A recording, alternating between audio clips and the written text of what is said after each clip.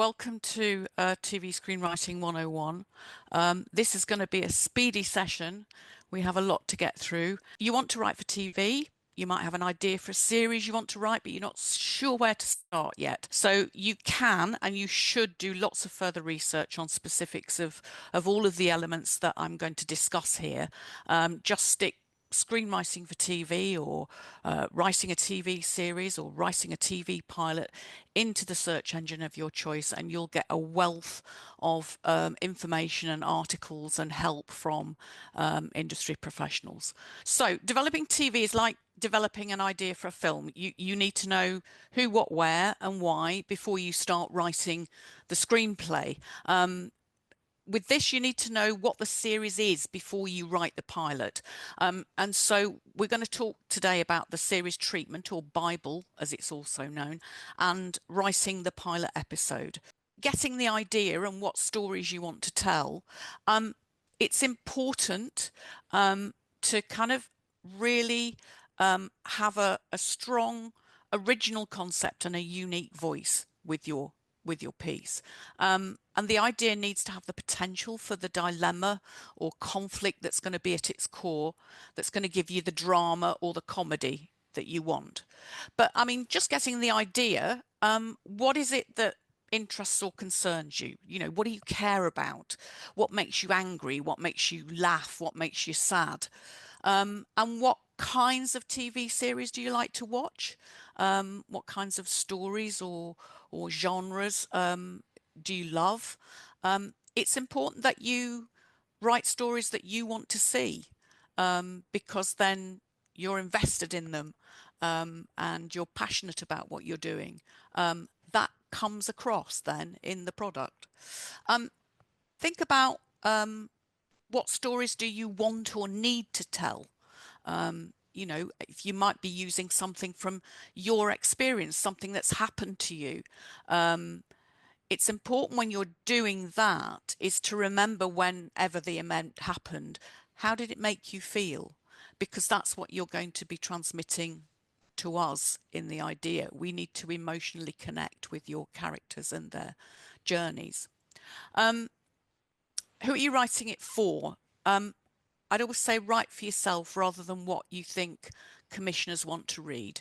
There are always kind of slews of different kinds of programs that come when one is popular, then a whole lot of others get commissioned in pretty much the same style or tone or genre. Write what you want to write. It's unlikely, if this is a first script and you're not, you know, agented up and already doing it, that this might get made. What it will do is provide people with your voice and what you can do. It's a calling card to how good you are as a writer, and how you can write. It's a really, really useful thing to do. So if you're looking for ideas, I've got a little idea generating exercise there, but which you can look at later. But it's thinking about other kind of things that happen around you. So, you know, if you're thinking about something that you overheard on a bus, a snippet of a conversation can spark an idea.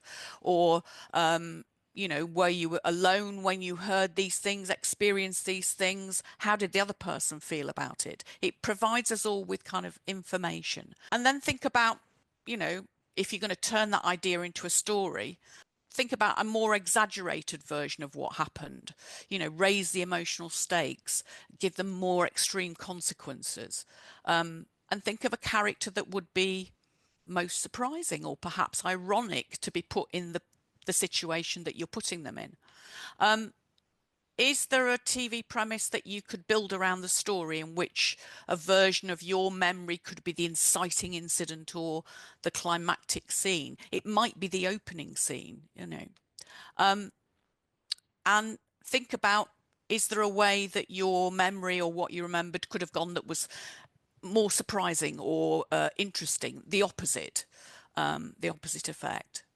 And think about also what you read in the news. You can find stories anywhere. You can find them in the news.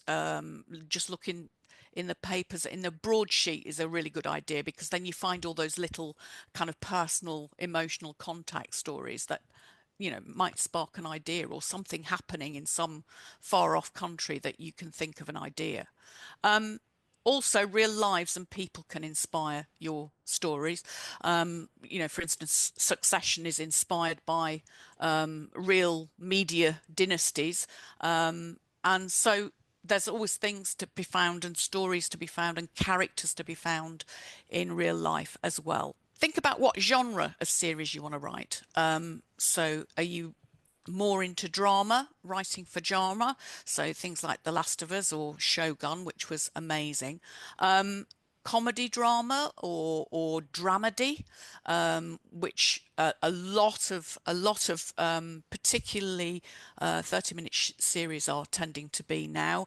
Things like Succession, Reservation Dogs, Wednesday, The Bear. List is long. Comedy, is it classic traditional sitcom you want to write, which is more like kind of things like Modern Family, or are you interested in We Are Lady Parts, or maybe an animation comedy series? Okay, it's important to think about the genre, because that's that's what is part of a selling point as well, and also guides your way of writing, your structure, gives you the tone and the style. So, and think about what the format is. So you can think about whether it's an episodic series. And an episodic series is something like Brooklyn 999, Man Like Mo Bean, and it's open-ended. So it's got a group, an ensemble group of recurring characters. But there's a new story each week. And that concludes at the end of the episode. But there's also maybe a recurring story arc or character arc that goes across the series. Most sitcoms, crime or medical procedurals are like this. There's usually a recurring setting or precinct as well. That's why it's called situation comedy. Or there's a serialized series. Is it a drama or dramedy that's told over multiple episodes, and it has a core of recurring characters, and it's got a continuous story arc that plays over the entire series, and often it's got either multi-protagonist storylining, so there are parallel stories going alongside the main protagonist, or it's kind of it's a strand, a different parallel strand, like something like This Is Us, which deals in the parents and also the grown-up children. So we've got different timelines and parallel storylines.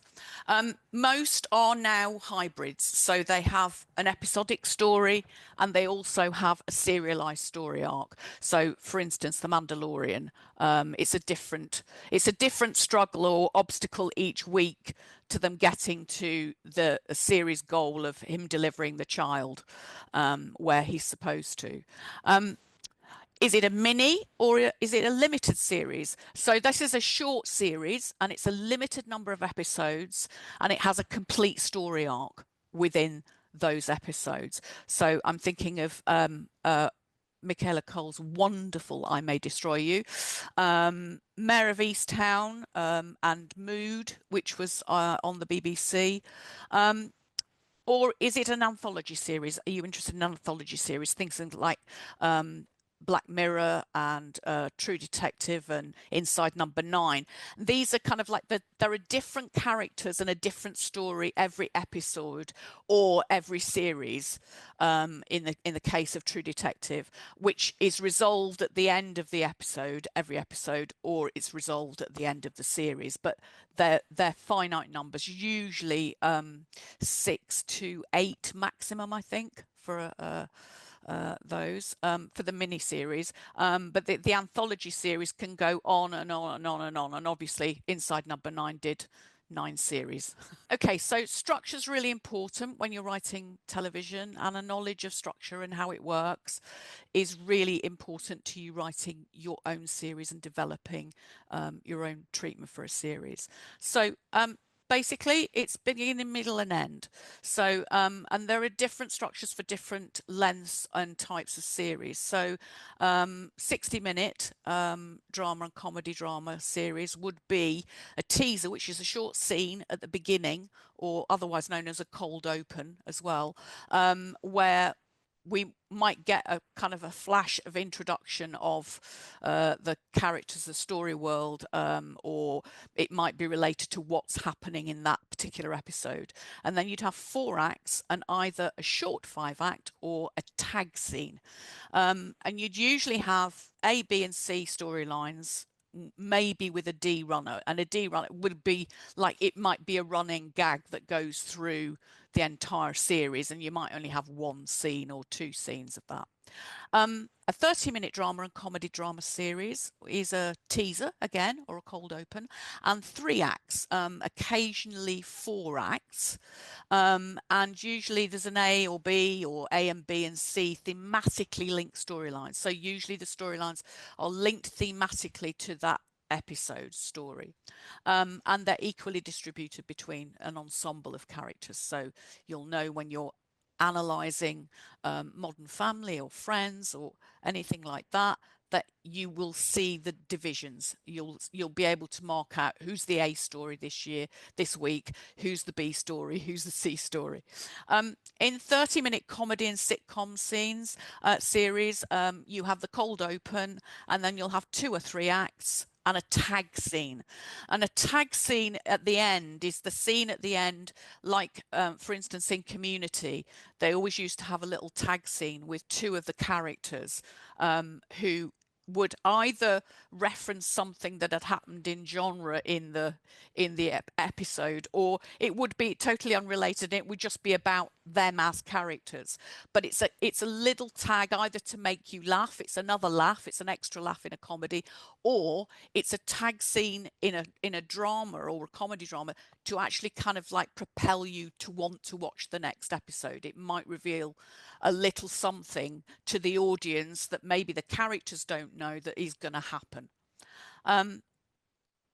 Of course, these are just guidelines because it's not an exact science. There are so many variations in format and structure, and I would advise you really do investigate structure.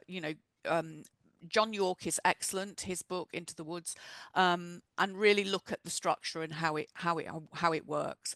Another useful kind of interesting kind of tool is Dan Harmon's Story Circle, which I've just put the info there. It's kind of very useful just in terms of looking at it in a slightly different way. He developed it. He's the creator of Community and Rick and Morty, and he developed it for writing sitcoms and dramas, and he based it on the 3-act structure and Joseph Campbell and Christopher Vogler's hero's journey. So that's why it looks in that way. So you have the number 1, the everyday life is mundane and unchallenging, and then it moves on, but they want something, and that want or need compels them to take some action. And then number 3, they enter an unfamiliar situation. The character crosses the threshold to pursue what they want, to pursue their goal. And then next, they adapt to it. They adapt to this new world. They acquire skills, and they learn how to survive, and they might meet allies. In 5, they get what they wanted. So they get what they wanted, but it's always at a cost. There are consequences to actions, and they pay a heavy price for it. So there's new and unexpected losses that follow that victory of winning. Then they return to their familiar situation. So the character goes back to where they started. And that's true of sitcoms, certainly. The characters always go back to being the same people. Something might have changed in their world, but they still would react to it exactly the same way. Their characters don't essentially change. But in a drama, having changed, the story's resolution, it's the lessons that they've learned. They stay with them, and the character has grown. We have a sense that the character has grown. Okay, so an example of that is, in Community, his zone of Jeff, who's the main sort of protagonist out of the ensemble, is his zone of comfort is Greendale, because he's chosen the school because it's a community college where everybody's accepted, and it's not necessarily one that's got a rigorous curriculum, and also he has a professor there that he thinks owes him a favour, so that's why it's his zone of comfort in the pilot episode of Community. Developing your idea. It's good to think about outlining. So do a rough outline of the entire series. So you get a clear overview of what the story arcs are in very broad strokes. So you kind of know where you're going with it. So it's working out what's the overall message of your story. So what do you really want to say with this? And develop the framework of the story, thinking about it in macro. So what's the big picture? What's the story world? And what are the effect that, these characters and this story is going to have on it? And then you can start to look at the micro point of view, and that's of the central character in this world. It's how they react to the world around them. Their story is going on at the core of this. But, there are going to be ramifications to the outside world. Think in broad strokes first up, and your first few episodes will set up your major character arcs for the series. The middle episodes explore all the complications for each character thematically, and I'm mainly speaking about drama and dramedy here, but in comedy also there's movement now. There are kind of like different structures, and there is movement for characters. The last episodes bring some arcs to their climax. So, you'll close off and pay off all those loose ends, you'll tie them all off, and then we'll have the final resolution for them. If there's a main protagonist throughout the series, that's when that happens. Just before we go into that, I'd just like to think about, especially when you're thinking about your characters. So it is the idea that you've got for a story, is it relevant to a modern audience? For instance, The Great, absurdist satirical comedy drama, very loosely based on the rise to power of Russia's Catherine the Great, but it's made more universally relatable by the anachronistic use of the language and the style, and the central conflict of like the old ignorant ways of Peter struggling against Catherine's intelligence and new ideas. So they are relatable themes to us. The same is true of The Last of Us. It's set in a post-apocalyptic dystopian world, but it tells that story through the lives and the relationships of the characters with struggles that are universally relatable to us in the present day. They're things that we recognize, they're character traits and journeys that we recognize, they're struggles that we recognize. So story comes from character. This is absolutely true. I'm sorry. So how well do you know your characters? Who are they? Are they credible? Are they relevant? Are they engaging? I mean, we get hooked into series by compelling, fascinating, infuriating, lovable, three-dimensional, relatable characters that we recognize and we care about, or we grow to care about. And we should care about what happens to them. That's the thing that's going to lock us into the story and the series and keep coming back week after week or episode after episode, if you're streaming. So think about what's motivating your characters. What's the subtext that underpins their actions? And by subtext, I mean, we don't usually say what we mean. And usually when we've got to tell somebody something that's difficult, then we'll try any other ways, linguistically or physically, of avoiding actually telling them the thing. That's subtext. What are their flaws? You need to know what a character's flaw is, because it's what's driving him, and it's probably going to be it's going to be their major obstacle to them getting what they want. It's going to stop them from getting what they want or what they need constantly. What are the stakes? What happens if this conflict doesn't get resolved? What's the stakes of it? What are the emotional stakes as well for the character? Write down the broad strokes of your protagonist and the other main character arcs that span the entire series. I think, if you're not used to writing kind of character biographies and backstories, then use character questions to ask these questions to kind of just make your brain kind of go, right, I'm going to work out who they are and what led them to be the people that we meet in the pilot. So working out the dynamics of the relationship between the characters. Have they got opposing views or values or characteristics that are going to give you that story and that conflict?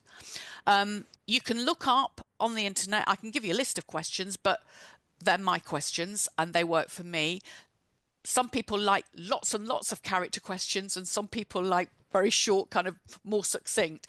But if you look it up online, again, in your search engine, screenplay character questions or questionnaire, and you'll bring up lots of kind of great prompts for you to think about, so that you can form these characters from what they want and what they value, and what do they fear, what do they hate, what do they love, and what decisions they might have made in their past. You need to know them really, really well. If you know your characters really well, you know how they react in any given situation, and it also gives you story because things happen because people have certain characteristics.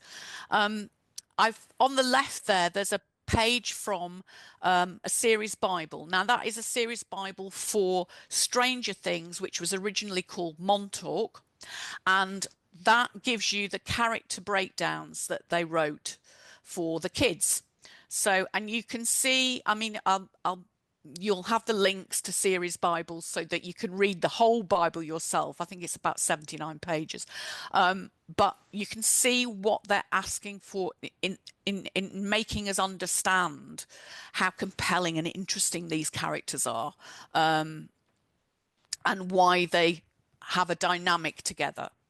Think about the character arc, because that goes in your when you're working on your development of your Bible and your treatment that is a development document. Think about what their beginning, inciting incident, midpoint, lowest point, climax, and the possible resolution could be to their series story arc. You need to know these things so that then you can interweave into other stories and get all that conflict, that lovely conflict. Okay, story engine. What's a story engine? This means basically, what is it about? So the story engine's not the story of your series. It's like on the picture from Bad Sisters, it's the engine in a car. So it's the driving force. It's what keeps the story propelling forward. So, and it's the central conflict at the heart of it that's going to shape that narrative and provide direction for your characters and the plot. So in a serialized series, your characters are your story engine, because it's ongoing. So the characters provide the story as they live their lives, or they go into different events or whatever. So just for examples, in Game of Thrones, it's the struggle for power in that kingdom of Westeros, with various noble houses and leaders that are all competing for control of the Iron Throne. And it explores themes of war, politics, and morality. In Ted Lasso, it's an optimistic fish out of water that is Ted, and his unconventional coaching style, which is versus the pessimistic UK team and the owner's traditional approach that creates all of those storylines and the conflict between all of the characters. And it explores themes of teamwork and community. So you can go to your favourite TV show and think about, if you can write in a sentence, what's the story engine? What is it about?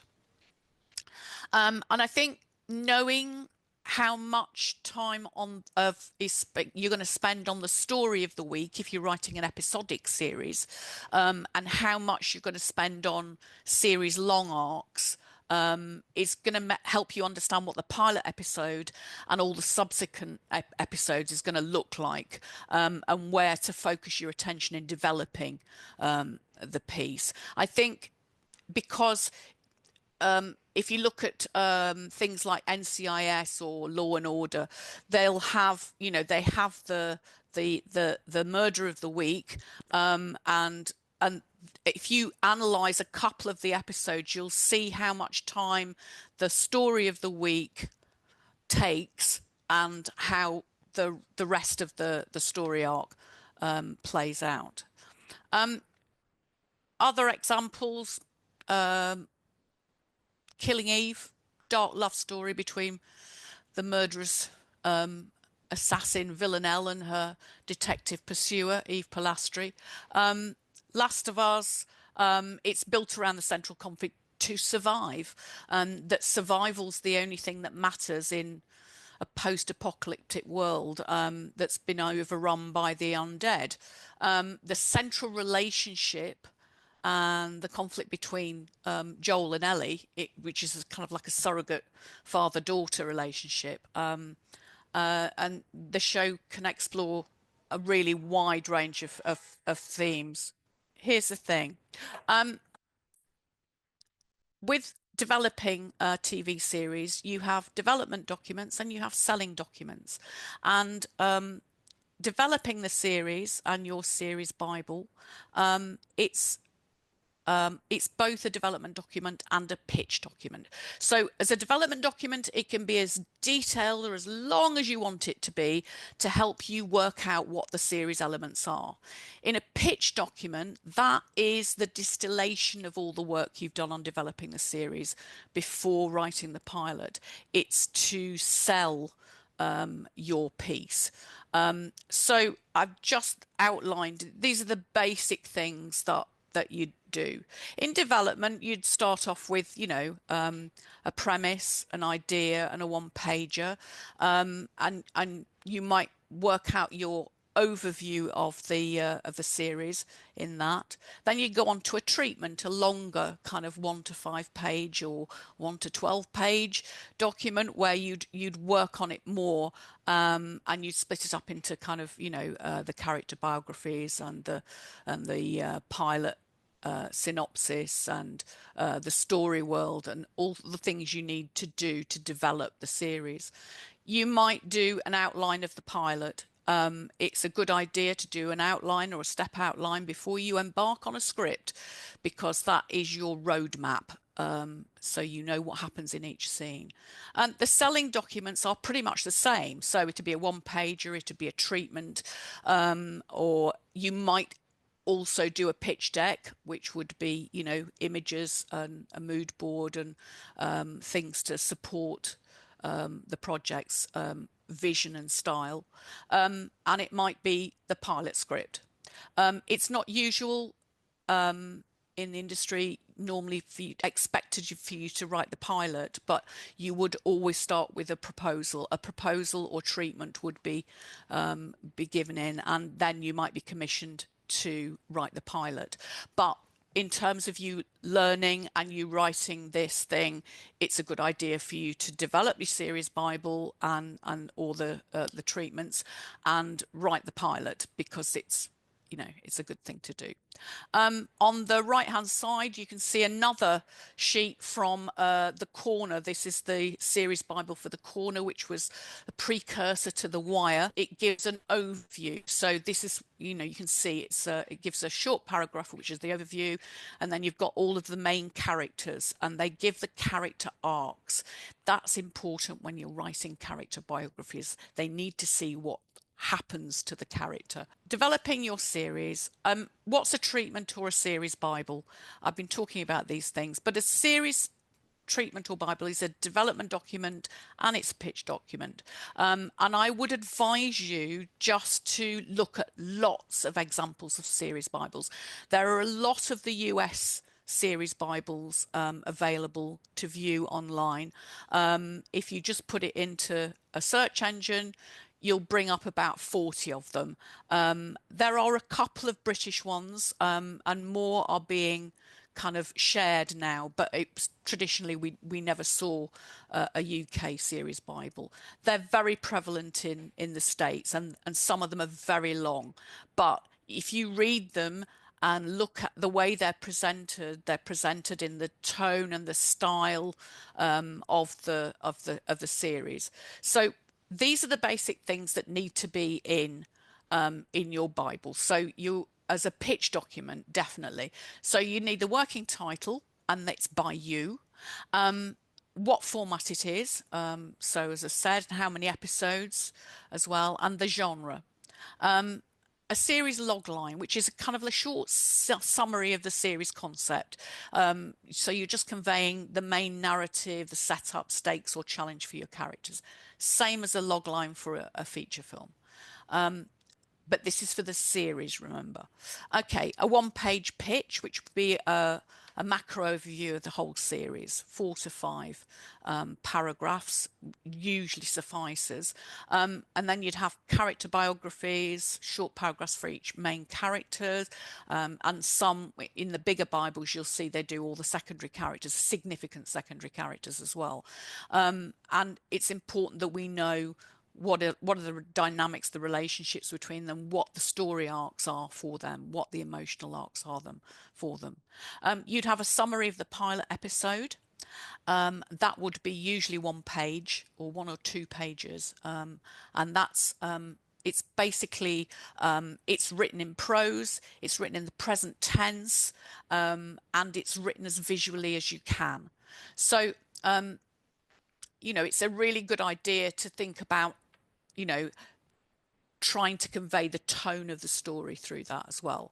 And don't tease us, tell us the whole story. They don't want a kind of a cliffhanger, unless it's a cliffhanger actually in the episode. Then you give your episode synopses. So 1 paragraph synopses for each episode of the first series. And if your show's a serialized story, that's 1 story that arcs over the whole series or more. Breaking Bad, for instance, these synopses must show how the story is going to progress through the series, with kind of like really clear turning points, and also the episode hooks. So what's going to keep hooking us into the story. If your show's episodic, then obviously the synopses should give a flavour of the kind of stories that are going to work for your series, as well as indicate if there are any major beats or turning points for the regular characters, if you've got series arcs for them. Season 2 and beyond, what's your vision? And it's not necessary to kind of say, oh yeah, I think this has got 14 series to it, but you might have a definite vision. I mean, I think a Farscape, which is an very old sci-fi series, but they actually had a complete story arc that stretched through 5 series. It's unusual. Lost didn't, but you might have a vision for where it's going to go. So, and again, 1 or 2 paragraph summary of the main thrust of the show beyond series 2. So don't write out loads of different episodes for that. A little piece on theme. What's the story really about? What's the story engine, and why do you want to write it? That's crucial. Why do you want to write it now? Why is it important to tell this story? Story world, especially important if it's not kind of something that's easily recognizable. If it's a sci-fi, or if it's another world, then it's worth kind of explaining what the parameters and the boundaries, and how does this world work, what's different. So otherwise, what's the precinct of your show? What's the situation? Is it a deprived rural village? Is it an elite exotic holiday resort? You'll know. The tone and the style of the language and the way you write it is really kind of quite important, but also to give us an idea of what it is going to be. Is it going to be gritty? Is it going to be dark? Is it going to be naturalistic, or is it going to be bright and vibrant and heartwarming? Make sure it's clear. We generally do length of kind of like 1 to 15 pages. Up to 15 pages is usually sufficient. And think about writing visually always, so that you can help us, the reader, to visualize what we're seeing. Don't ever write internals in terms of how a character is thinking, because I can't see that. Writing your TV pilot. So you've written your Bible in development form, so that's not all prettied up and ready to go, but you've done all of the research that you needed to do. It might be your idea might need research. You might be dealing with a period event or story, or you might be dealing with something that has some kind of real issues that you don't have first-hand knowledge of, and you need to make it authentic. So you've done all of that. You've done it all. You've done your characters. You worked out who your characters are. You've done an outline so that you know what is happening. So things to remember about writing a TV pilot. It really needs to get viewers hooked into the series.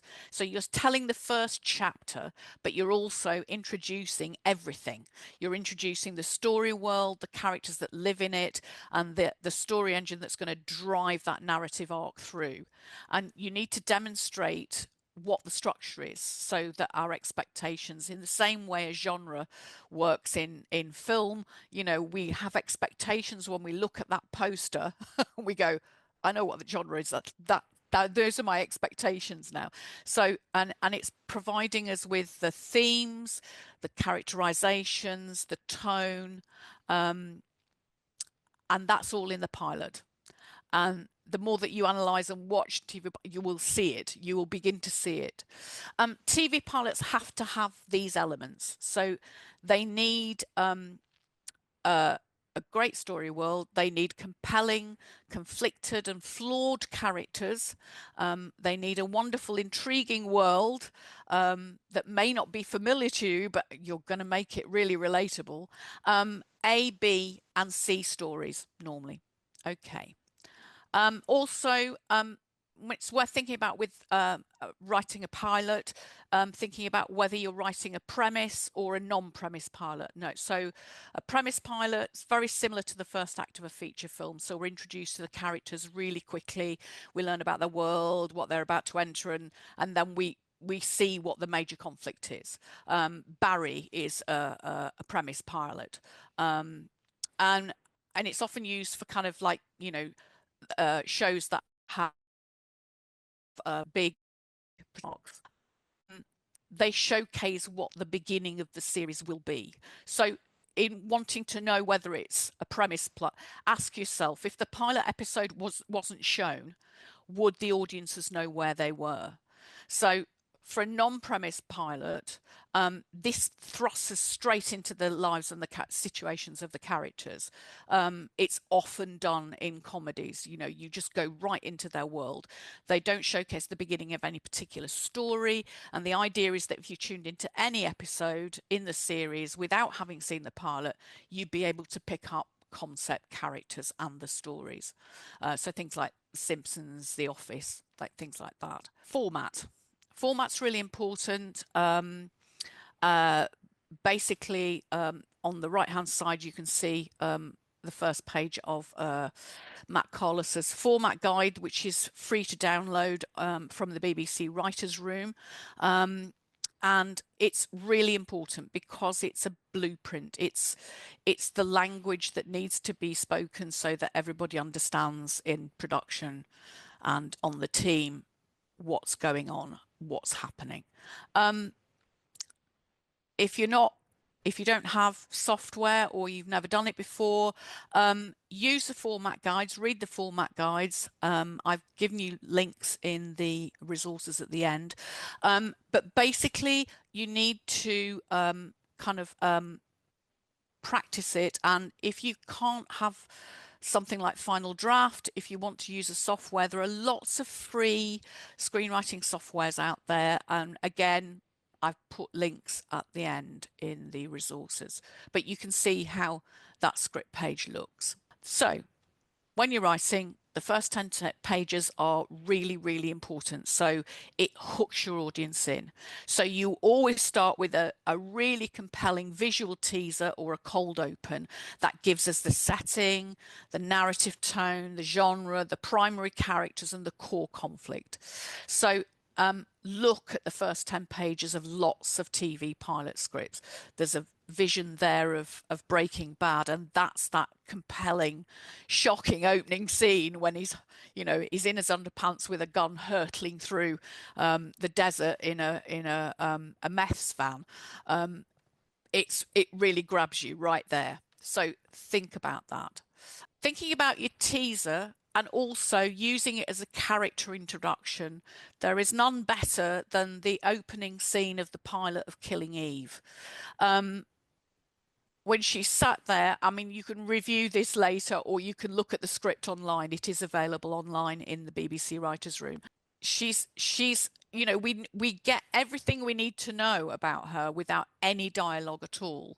So in those 2 pages, we learn that she's obviously kind of rich or she's fashionable and wealthy, and she's having an ice cream and she's about to go somewhere. She's got a passport, an airline ticket, and she's eating this big ice cream and looking at this mother and daughter who are sat nearby. That's her. And then the little girl kind of looks at her and she makes this kind of attempt at connection with this child that just doesn't work at all. The kid's not interested.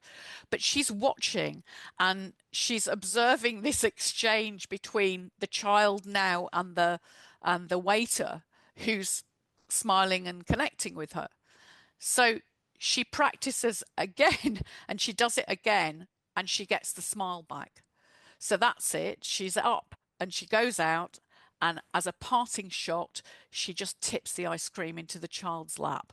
It's a beautiful introduction, tells us everything we want to know about her. She's kind of like she's ruthless, she looks like and also she's an observer, there's something meticulous and observing about her, so it's fabulous.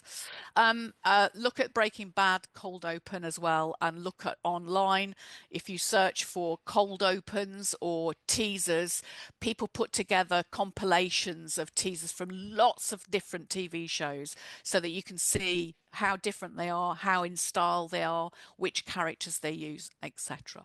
So if you're thinking about your pilot structure, I'm looking here as an example from Stranger Things. So, the premise is when a mysterious otherworldly force causes the disappearance of Will Byers, his family and friends and the chief police set out to figure out what's happened to him.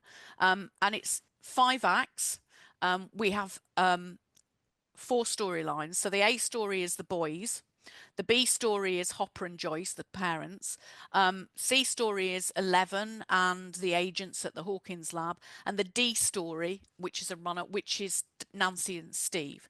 And then we see in that pilot all the characters that are introduced, the setting. There's a teaser at the end of the scientist running for his life.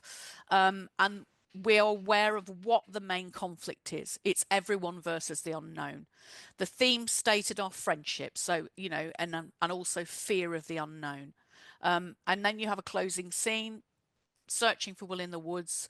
We suddenly come upon 11, which is a strange thing. So that's a hook into the next episode because it's asking questions. Who's 11? What's happened to her? Where's Will? What's really going on at the lab? Who was on the other end of the call that Joyce answered?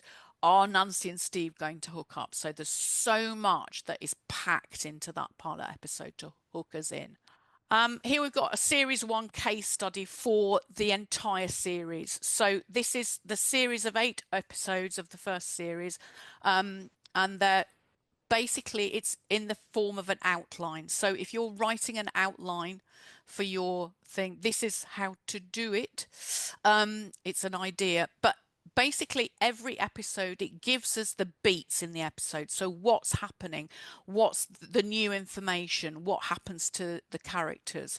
So episode one, obviously we've got the meet cute with Charlie and Nick, and we find out that he's got an on-off boyfriend that he's it's not happy with, of Ben, and we meet his friends, and there's a kind of like an idea to kind of like, oh, be careful because you've had a bad breakup, you should be careful.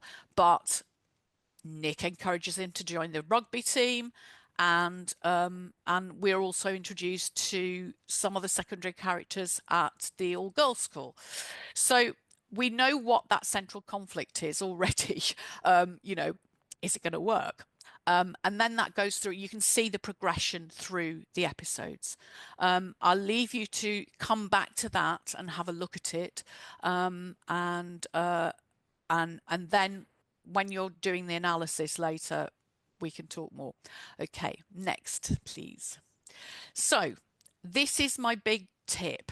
If you want to learn about screenwriting and you want to learn about TV screenwriting, watch the pilots and read the scripts and analyze them. So when you watch or rewatch a pilot episode and read the script of a show that you love, and you might like the genre or the type of program that is the type of program you want to write, okay, I want you to do a scene outline or a breakdown analysis of the pilot.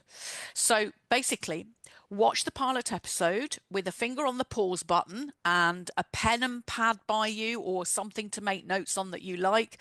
And at the end of each scene, pause the show and write down what happens in the scene. Number it. Number one, this happens. We meet this character, blah blah blah. It's where the setting is, so you know what's happened. So for instance, I've got an example there. I've done the opening scenes of Reservation Dogs pilot, which I really recommend you watch. It's a fantastic series. Number one scene, the first thing we see, a local radio DJ plays over images of a dilapidated, run-down reservation in Oklahoma. The two kids on bikes aimlessly ride around, and there's a small close of houses. Scene two, a teenager, which we'll later know is Bear, is waking up in his room starting his day. The Stooges' I Want to Be Your Dog plays on the radio. And I've included the Stooges track because it's obviously, it feeds in thematically. There's a thematic use there.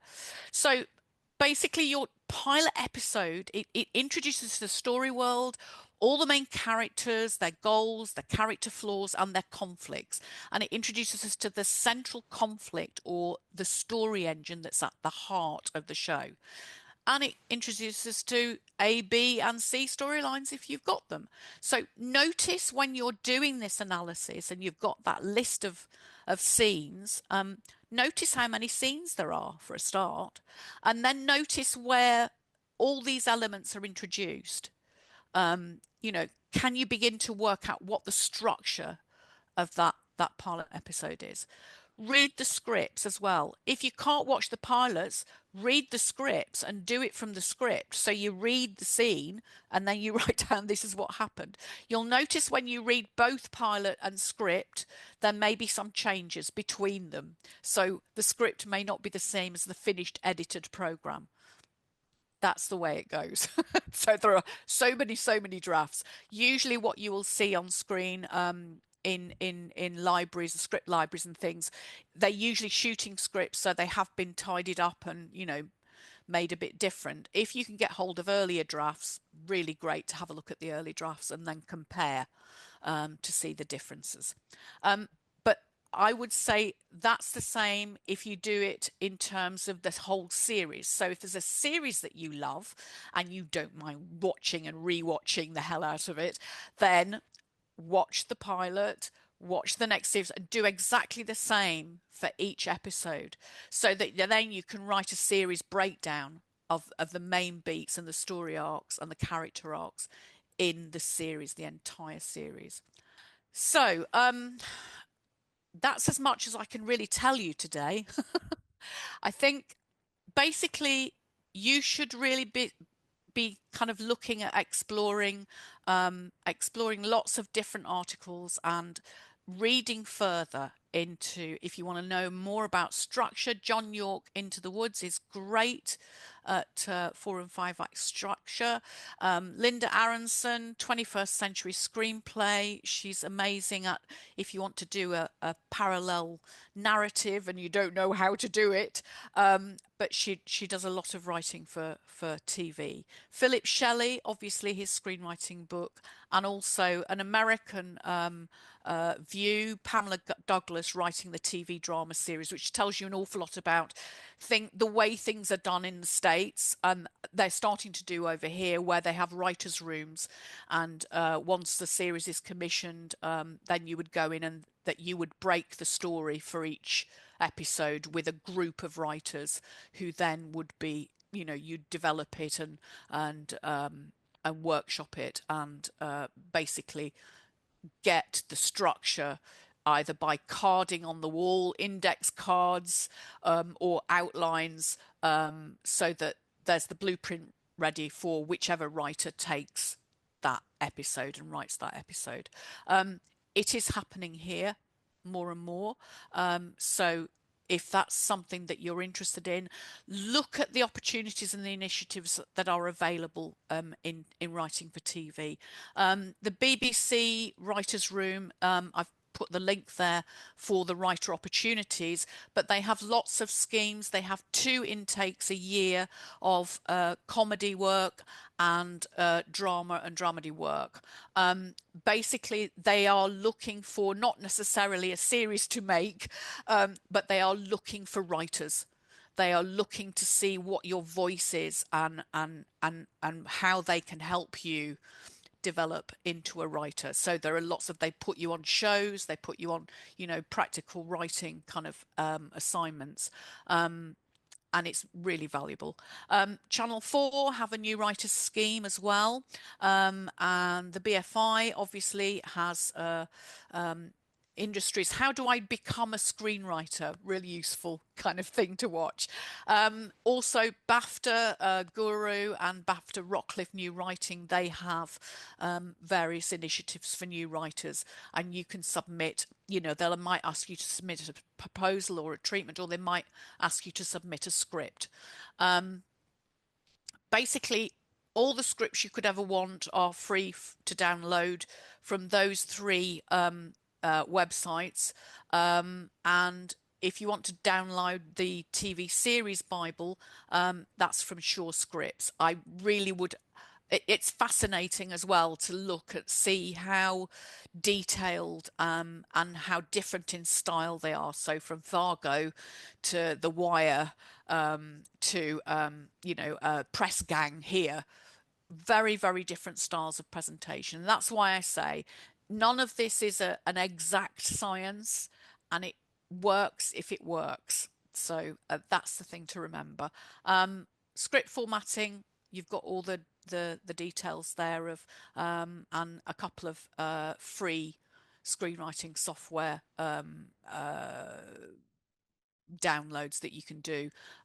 They will give you kind of 2 or 3 scripts to be able to save without you paying. So you can just, you can apply for a kind of like a free kind of 3-month or 6-month trial. I really would advise you to kind of read as much as you can, read scripts, watch things, and really sit there with an analyst's mind and try to work out what all of those structural elements are and how thematically it plays out. It will make you a boring companion to sit with when you're watching, so you might want to do a lot of it on your own, but it's the best thing. Thank you very much for listening. I'm sorry it's been very, very speedy, but hopefully it's given you some pointers and a way in. Thank you so much, Theresa. That was brilliant. We could do some Q&As now from the audience. Right. Okay. So Do you recommend going to pitching events or screenwriters festivals when you're an emerging writer and just working on your first project? Yes, I do. I think it's good to get used to pitching. It's an important thing to learn. And it's good to go to pitching events and see them before you jump in, just so you can see that when you're pitching, it might seem terrifying, and awful, and you really don't want to do it, and you're going to get criticized. Please believe that the people who are the pitching panel or the judges, as you say, they really want to hear your stories. They are very interested in helping you develop it as well. So the feedback that they're going to give you is always going to be constructive and helpful and enthusiastic. So that takes the anxiety level down a little bit. But particularly when you're an emerging writer and you're working on your first project, I think it's good because you meet other writers, you meet other people in the industry. They might say, "What are you working on?" So you tell your story. Telling your story audibly is a really useful way of actually kind of working out what's going on, because sometimes you think you've got it and then you try to tell someone and might be a gap somewhere, but it's a good way. It's a good way. So yes, I would recommend it. Are there any common pitfalls when writing a TV show? If so, what can I do as a writer to avoid these? I think it goes back to analysis and watching. There are common tropes that crop up in TV shows of certain genres that that can grow a little stale. So it's thinking about what's fresh and original about your take on this story. Really making it kind of what's surprising about your take on the venue, the genre. You might, think of it in a different way. I think common pitfalls when writing a TV show, just not knowing the structure. I think, if you do your due diligence and you know what you're writing and you've structured it properly, then I think sometimes we don't understand the motivations of characters, and that is a hindrance to your enjoyment of a show, because you're not quite clear why is a character doing that. And I think it's important to make sure when you're writing to kind of like go, do I know why she's going into this scene? Do I know what her goal is? Do I know what's motivating her to act in this way? Because if somebody suddenly does something completely out of character, it can kind of jar with the viewer, because they kind of think, oh, well, that's, either that's great and it's an interesting thing that you've, introduced, but otherwise it's good for us to understand why a character is the way they are. Yeah, most established TV writers in the US say that your first TV series pilot will definitely not get made. It's meant to be a sample of your writing and talent that will get you an agent job in the industry. Is that also the case in the UK, where writers' rooms are not as popular in the pond? The only first-time writers who get TV series seem to be established stand-ups who have had successful shows at the print. Well, that it has been a kind of like a trend of late, but yeah, it's very unlikely that your first TV series or pilot will get made here. It's the same. I mean, I think if in the case of comedy pilots, there has been a trend of them going up to Edinburgh Fringe and kind of going, "Oh, great, that's a great show. Can you write a series?" And there have been a number of them, some successful, not some less. But in the main, it's basically it's a calling card. You should treat it as a calling card and an example of how great your voice is, your writing is, and that's going to get you an agent, or possibly a job. And then who knows, you might end up in a writer's room writing a show like Skins or something like that, but yeah, it's difficult. It's difficult, but I would always say write it and then make it as good as you can, because it's kind of like, and don't worry about, oh, it's too expensive, because it's probably not going to get made. So you can just do what you want. When it comes to outlining a show, if you end up with a writer's room, how would you balance staying faithful to your vision and incorporating new ideas? I think, if it depends on how that works. Um, if you're the showrunner, if you're the person in charge of the writer's room, then most of that feedback will have already come from script executives and producers and stuff, maybe. And in terms of you making major changes and big decisions. But again, in terms of staying faithful to your vision and incorporating new ideas, it's all about feedback, how you receive feedback. And feedback is really useful because sometimes it can illuminate something that you're not quite aware of. And I think if you're in a writer's room, definitely everybody wants the same thing. They want the show to be as good as it can be. And I think if you felt it was really going out of then it's kind of like it's not the show that you signed off on. I think wait until you get to a writer's room and you'll realize that it's about actually developing the show to be as good as it can be, and and you've already made that decision before you go in that room of what's essential about this series. Having said that, when they wrote the pilot of Parks and Rec, and it went out, and they were just like the audience reaction was just like, oh my God. They changed the structure of the show. I mean, it's completely different when you watch episode 2. They changed it because they didn't like the audience reaction to the lead character. As someone who's experienced writing features, what's a good way to start thinking about spending a much longer period of time with characters? Interrogate them. Really think about them. Think about their backstory, where they've come from. Write their life story. Write a day in a life of them. You have to be really forensic and really detailed about your interrogation of characters. It it should be the same in features, frankly, but maybe not sometimes. But yes, definitely. If you look online, the thing that will first come up is Proust's questions, which are, a long list of characters questions and envisaged to kind of like draw out the essence of a person. But there are lots and lots of permutations now out there.